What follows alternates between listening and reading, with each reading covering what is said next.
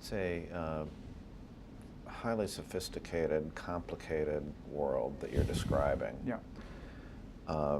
Let's think a little bit about the people in public relations and how they prepare themselves to succeed in the environment you've just described. Mm-hmm. And let's start with your own education. You have an MBA from Harvard. Right. How important is the business education, the business focus, from a preparation standpoint for people coming into the field today?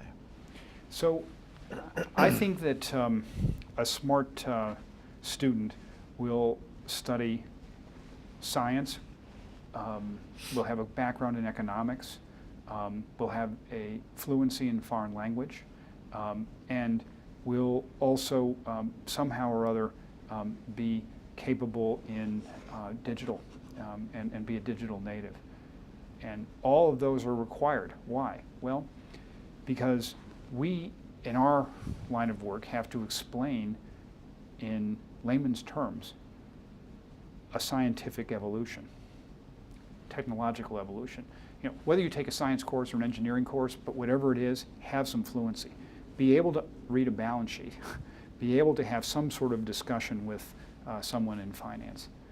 You must have some exposure to culture that's not your own, meaning spend a semester overseas. Take a language in a serious way, because again, English is not going to suffice in the next period of time.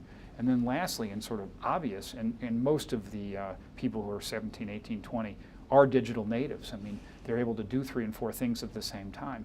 But the ability to create content, defend your position,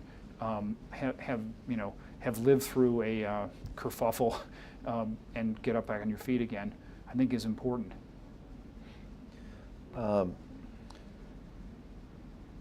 What about the, what are you seeing in terms of young people coming out of public relations education today? Is that a good, do you look for people with a PR background, or do you look for different kinds of background, young people just starting? We're happy to have people come out of PR training at university. And in fact, you know, that's why we've been so committed to this New Media Academic Summit, where we've tried to help teachers move their curriculum to incorporate more new media. But we, Roger, don't limit ourselves to PR grads. We're also happy to take journalism or economics or government or international studies, because the dimension of what we do has moved from sort of functional to much more strategic and advisory. And I think we need that mix of people coming in here.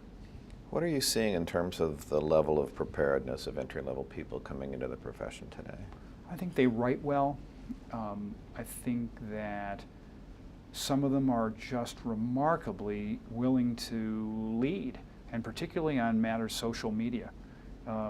So we have a couple of young people here. Amanda Mooney's one, she's 24, and she came out of college 2 years ago, and she leads presentations to clients on that which is social. Mm-hmm.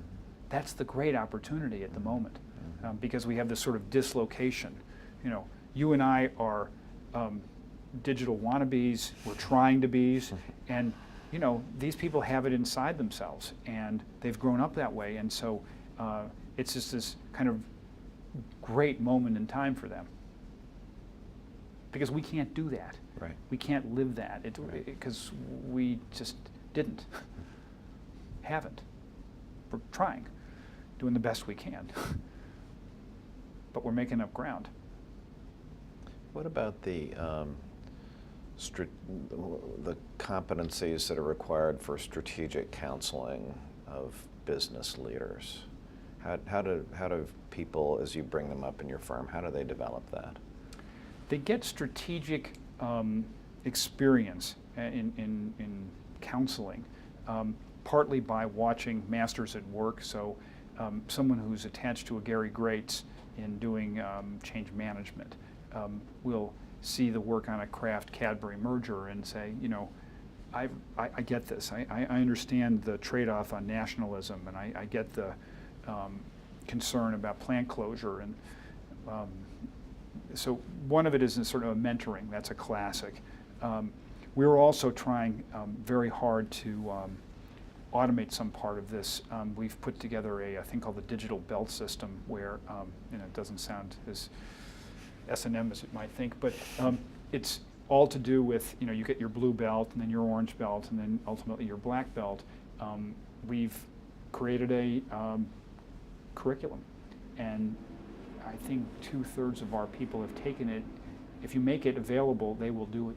It's a little bit like, you know, make the baseball field and the people will come.